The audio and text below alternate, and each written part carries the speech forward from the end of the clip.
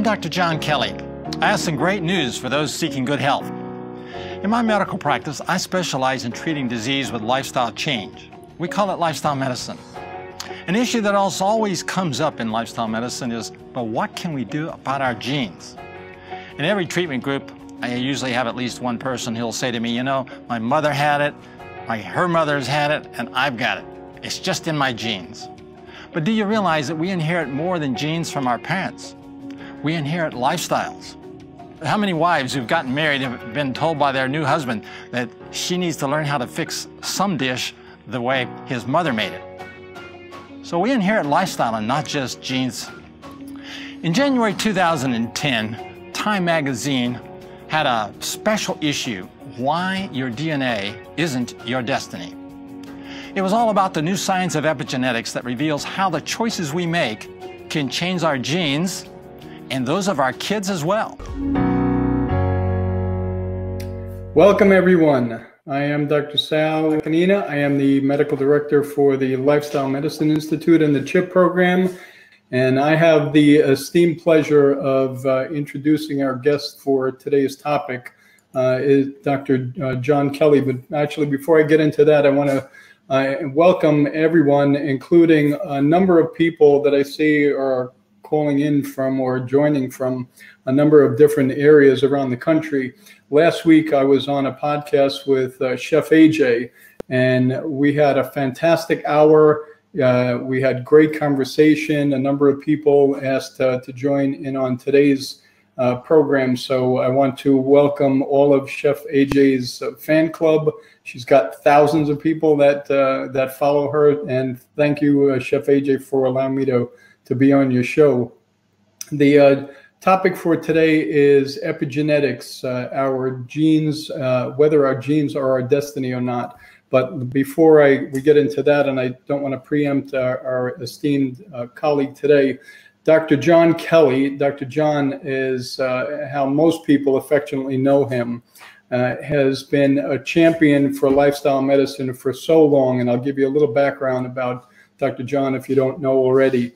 He received his MD degree in 2000 from Loma Linda University.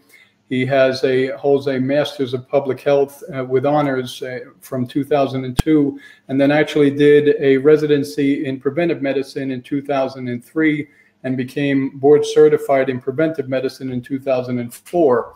And then after that, given his really being such a champion for wellness and for lifestyle medicine, and as the founding president of ACLM, think about this. This is the founding president that you're going to hear from today for ACLM. He received the American Medical Association's Excellence in Medicine Award. Just such a great esteemed honor. Dr. John has been doing research and presentations both nationally and internationally. Everybody wants him to speak. He's been the medical director in several states. He's been the co-author. Actually, I'll show you. He's been the co-author of this book now. I think it's in its third edition with Dr. Jenny Shull. This is the Lifestyle Medicine Board Review Manual. I not only have the book, but fortunately I passed the exam, so we're good for another 10 years, I think. And in addition to all of Dr. John's accolades in medicine, he has so many other passions in his life. He has an interest in Christian ministry, in agriculture, in hiking, in camping, in the origins of life. And really, after reading that bio, it makes me realize that we all stand on the shoulders of so many great people who really, for so many years, have been serving others and making this world a better place. So without further ado, I'd like to open up the screen and show you Dr. John Kelly. Dr. John, thank you for being here. I am honored to have you on the program. Well, thank you, Dr. Sal. It's good to be with you, and thank you for that kind introduction. So we're going to talk about, and you're going to give us all of your knowledge and expertise on this field of epigenetics. And maybe just for a second, I'll tell just two quick stories that really relate to the field of epigenetics. The story of American Pharaoh, who was actually the horse that won the Triple Crown. And after he won the Triple Crown, like so many other winners in that sport, they put them out to stud, and he had, I think the number was about 162 other horses that he sired, many of whom went on to win major races in the field of horse racing. So you really wonder, is it just the genetics alone, or was it the lifestyle that he was involved in? And the second story, and I think, I'm not sure if we'll talk about this today, but the Dutch winter hunger story that actually showed that when individuals were in a famine period, how their health actually changed dramatically, because they went from eating more meat protein and more animal protein and they were in this famine period where their chronic diseases actually decreased during that time period. So we'll get on, and I'll ask you to give us your information and your advice and an explanation on the field of epigenetics itself, and then we can get into more of the questions. Sure. Well, thank you. And those are two remarkable examples you mentioned. One of the things I really like to, and I should say something, I apologize to your audience. I'm in an RV and I'm on a cell phone hotspot, so sometimes my apologies if the video cuts out because of bandwidth. But hopefully that won't happen. But anyway, the part I really most like to share, Dr. Sal, is when you think about where we came from. For example, every mammal comes from an ovum or an egg from the biological mother that joins with a sperm from the biological father, and that becomes one cell. That becomes a zygote. That cell then becomes two cells through cell division, and then each one of those become two cells.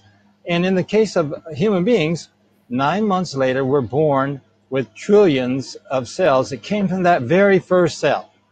Now, my question I always ask is, here's my question for you. If every cell in our body has the exact same copy of the same genes and genome, how is it that some of it produces a brain cell, some of it produces eyebrows, some of it produces toe, etc.? Do you realize that we have all the genes for a liver in our ear? Right. Aren't you glad they're turned off?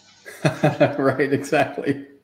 So it's the switches. It's the switches turning the genes on and off that actually make the difference between the different cells. And as we've learned now, it can make tremendous difference in your health or disease status as well. Right. But what's really interesting about that, and it really is amazing, the human body is just incredible. And you really just to think about the origins of that, I mean, we could do multiple shows just on that. But so many people, as you and I know from practicing medicine all these years, come into the office and they'll say, well, my father has this history of heart disease, and my grandfather, and I have it now, so it must just be something that I inherited. So give us your take on, and Daryl can put up the slide also. There's a slide that gives us some information about genetics versus lifestyle. Give us your take on where you think that lies. Well, I studied epidemiology in my medical training as a dual degree. But in my undergraduate, I actually have an undergraduate in biochemistry and molecular biology, with studying a lot of genetics and the mechanisms of genetics. And what I find so interesting is 20 years ago or 25 years ago, we understood that there were single nucleotide polymorphism, these little changes in the DNA between one person and another. And we felt that those would explain the differences in our health, in our color, everything about us. And that work has been going forward with great gusto, only to find out that it's very confusing. It's very difficult to find a correlation that works. And here's why. Now we understand the gene switches. If you're looking at a gene, but it's turned off, it's not doing anything, then the relationship between the genotype and the phenotype will be missing. Right? And so it's like the agouti mouse, where the researchers fed the agouti mouse when she was pregnant a methylating diet that changed the gene switches, and the baby was born without any of the phenotypic characteristics of the agouti mouse. And so that little graphic shows that if you put lifestyle, medical care, genes, uh, environmental disasters all together, they're at most 30% of the difference between the health of individuals in our society. But the 70 or 80% is determined by lifestyle choices. Right. So what, I have a 12-year-old in addition to my older ones, and I've been trying to obviously teach her what the effects of lifestyle will be on her health as time goes on, and really just trying to give her a very simple explanation for what you just so eloquently described, just to make her understand that we really can have a significant impact on our genes.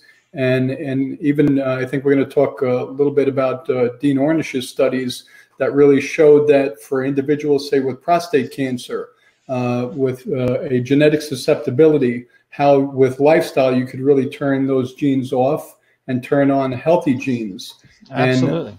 And, similar to the people that we see in our practice, I still see some young women that are interested in getting pregnant and having children. And can you talk about the effects of how lifestyle affects epigenetics, not only for the individual, but what actually happens to the child and the grandchildren and the great-grandchildren? Is there an effect further down the genes, if you will? Yeah, that's an exciting aspect of epigenetics. For example, in the agouti mouse study, the researchers stated in their summary that they could see the effect of the turning those genes off for 3 to 4 generations in the offspring. And then the study that you mentioned, where the effect from the grandparents, I like to share this, Sal. It's common knowledge, but we don't think about it. And that is the egg or the ovum that we come from, that came from our mother's ovaries. It formed in my mother's ovaries while she was in my grandmother's womb. Right. In other words, those cells are formed in the first, 3 or 4 months of life in the embryonic stage. And so it's no wonder that our grandparents' lifestyle helps to set the gene switches that we started life with. Now, some of us, say, well, my mom and grandmother didn't know anything about health, and I started with some very bad switch settings. What about me? Well, the good news is once I actually start making my own lifestyle choices, I can change those switches. The switches are stable, but changeable. They're like a light switch. When you turn a light switch on, we designed it so it stays on until you turn it off. Right. And the same thing with these epigenetic switches. So the patients, some of the patients that I see, obviously, as I mentioned before, really do have that genetic susceptibility to prostate cancer. And I know so much of the research that I've read, including Dean Ornish's research, shows a similarity between breast cancer and prostate cancer epigenetically. So what practical information can we give to the audience and really to our patients, family, and friends on what they can do? Because so many people really do believe that, well, it's just my genes and I can't do anything about that. Yes. Well, you've mentioned the Ornish's study a couple times. Let me just real quickly summarize that. That was called the Geminal Study, published in the Proceedings of the National Academy of Science in 2008.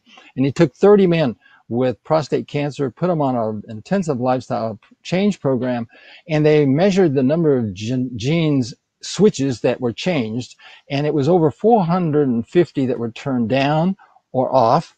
Some of them they recognized were associated with cancer production and growth, and about 50 were turned up. And the ones that were turned up were the ones that are associated with fighting cancer.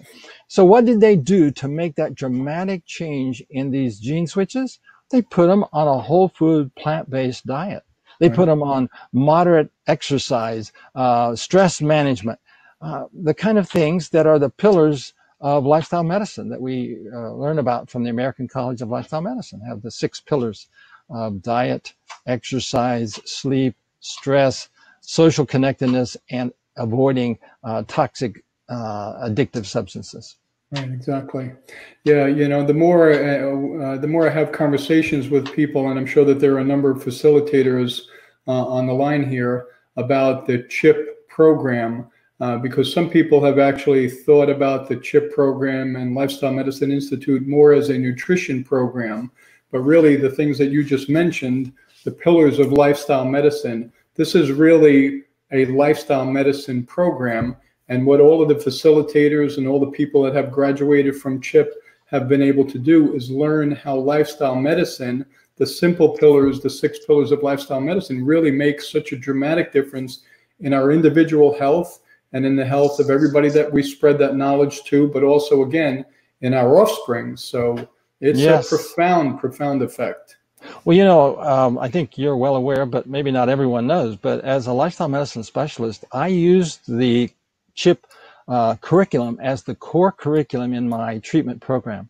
We supplement it with live talks and other material, but it's a wonderful, proven effective intervention, and so I use it regularly. Can you tell us a little bit about your immersions for the people that probably don't know about that?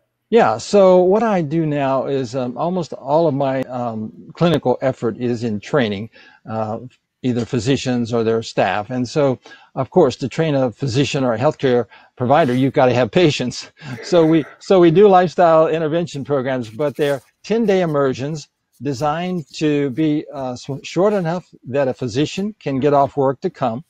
So and the first time I did this, actually, I had to do it in Lithuania, and I thought it was going to be a disaster because I always had been doing 2-week or 3-week programs. And so we did a 10-day program and had to, we checked that means we did the blood test 7 days apart. And I mean, I did not expect any big changes in 7 days. And, you know, we've had as much as 100-point drop in cholesterol in 7 days. I would have never thought such a thing can happen. Of course, we have big drops in blood sugars. The higher the numbers, as you know, that they start with, the more they drop.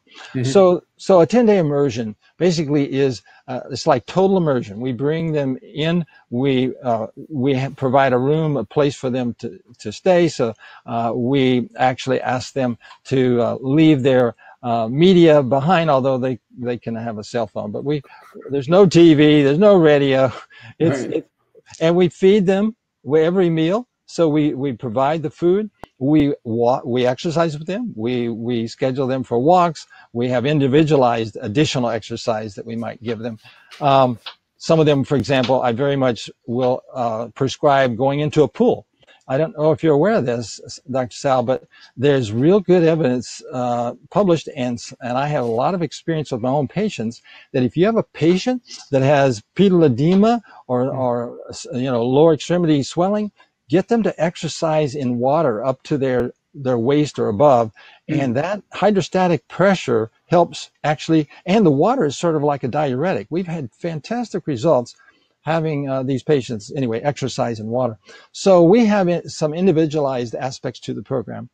And then a follow-up blood test. We use intermittent fasting. After the 3rd day, we skip the 3rd meal of the day. It's called early time-restricted feeding. You can find it in the research. It's a highly effective way to improve metabolism. And so with that, when we have physicians that come for training, they are a pseudo patient. They go through the program to experience it, but then we also have curriculum studies and things that they complete as part of their training. One of those things is that board review course that you mentioned earlier. Someone's asking about the name of the Ornish study that you just mentioned, Dr. Kelly. Yeah, that was Geminal was the name of the study. It's an acronym for, and I can't remember the details, but GEMINAL, the Geminal study, 2008. It'll come right up. Okay, and actually there are a lot of questions coming in, so we'll get to some of the questions, and I apologize if we don't get to everyone's questions, but our contact information will be on the slide at the end of the program. So if you would like an answer to your question, please send me a text or an email, and we'll get on to some of the questions. So here's one for you, Dr. Kelly. A lot of doctors have told patients that high blood pressure and diabetes are hereditary.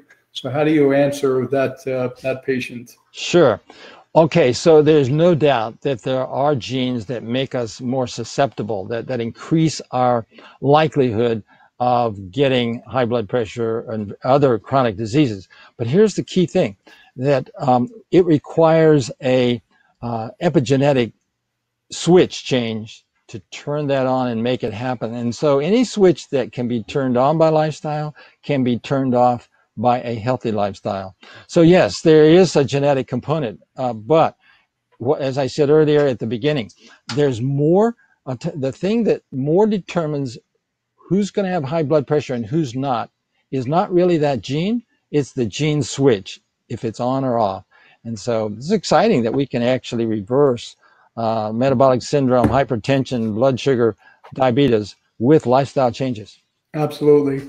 My background for 26 years was in internal medicine, but really for the past 10 or 12 years, I've been really focused on lifestyle medicine and prevention. And I can tell you, so many of my patients who would have previously been on medication now are off medication. They've lost weight. They've gotten off their insulin. I mean, the changes are just dramatic. And I think, going forward, those of us that really are practicing lifestyle medicine and trying to teach lifestyle medicine are changing the way healthcare really is and should be in this country. So I applaud you for all of your work. It's just tremendously effective. Well, if I might, I'd like to mention one thing that sometimes confuses people and providers. It turns out that dosing matters. Think about, for example, aspirin. If you have a patient that's had a heart attack, we'll put them on a baby aspirin to sort of help avoid another heart attack. That's 81 milligrams. But if we have an adult with a severe headache, we're not going to give them baby aspirin. We're going to give them tell them to take 2 aspirin, right? Maybe, right. And so the same thing with lifestyle medicine. If you use small changes, you get small effects. Right. And for prevention, that can work. But when you've got a person with a serious condition, the lifestyle change needs to be serious, intensive, dramatic. Right, exactly.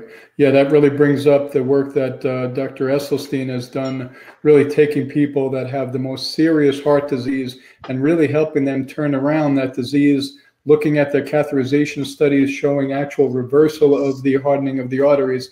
It's amazing. And I've had so many patients that come in to see me, and they do believe that the disease that they have is not going to get better, and they really are bummed out because of that.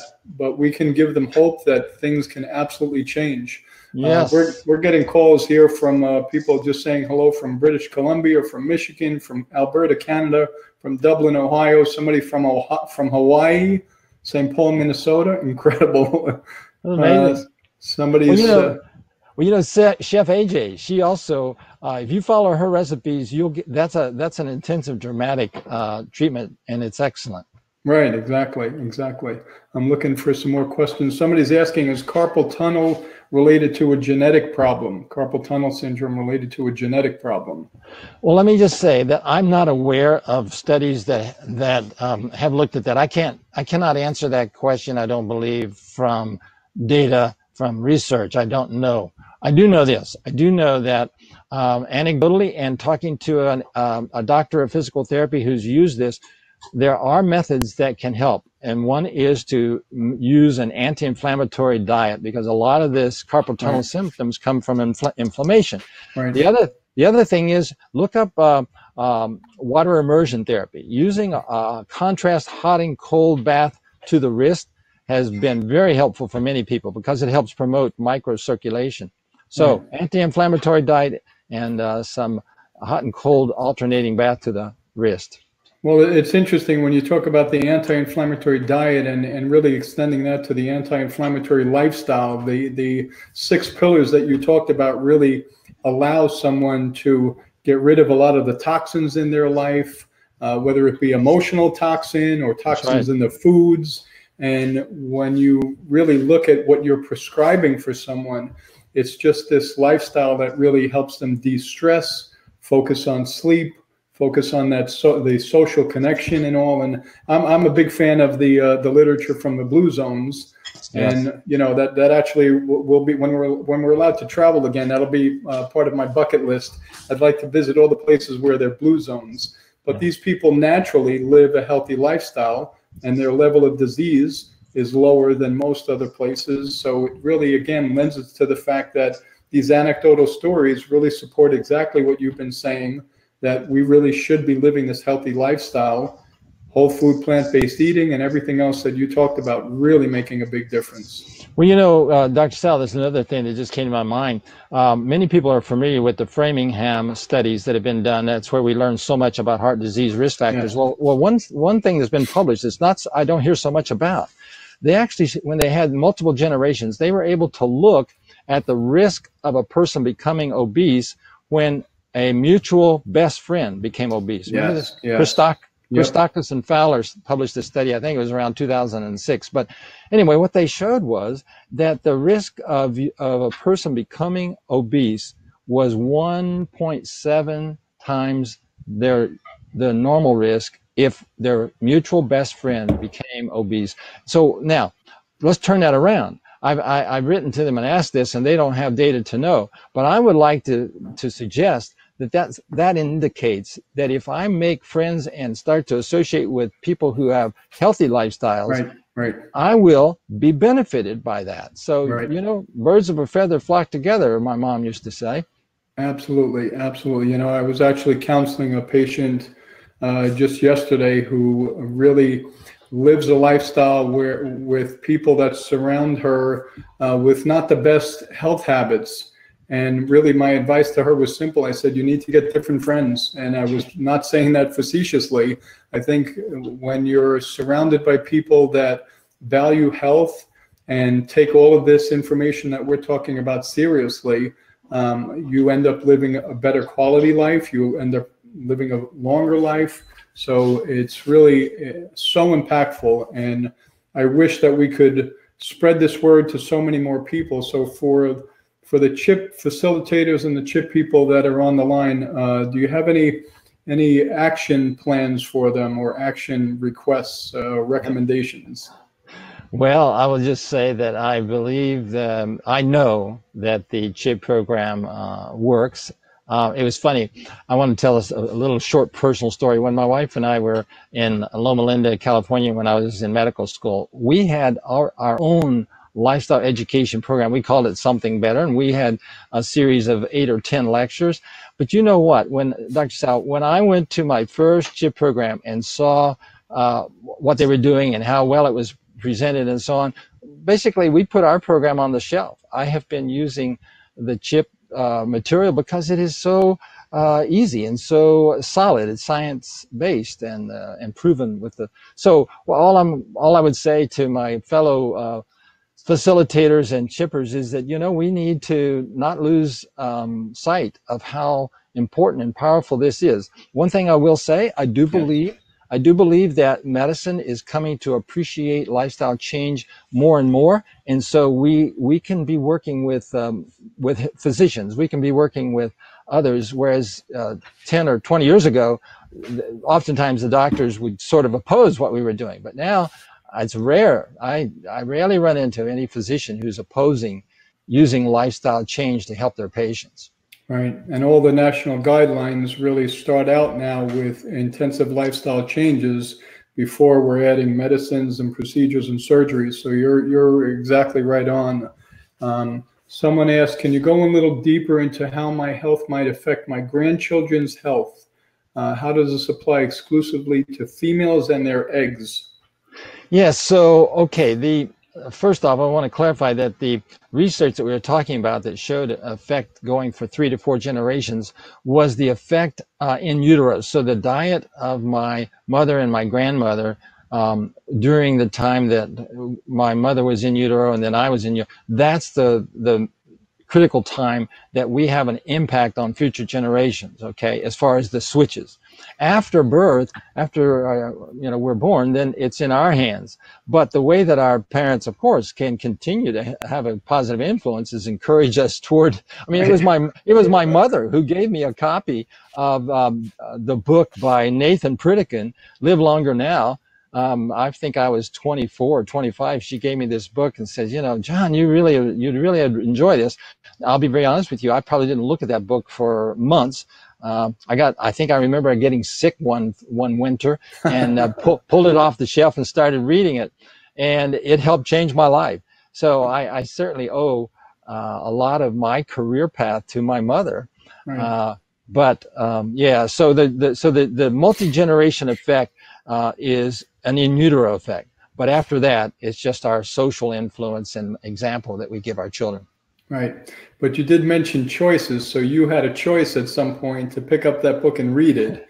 And it really points to the fact that the choices that we make on a daily basis either lead us down the road to better health, or they lead us down that other road to disease and so much of the disability that we see in the United States and so many other countries around the world on a regular basis.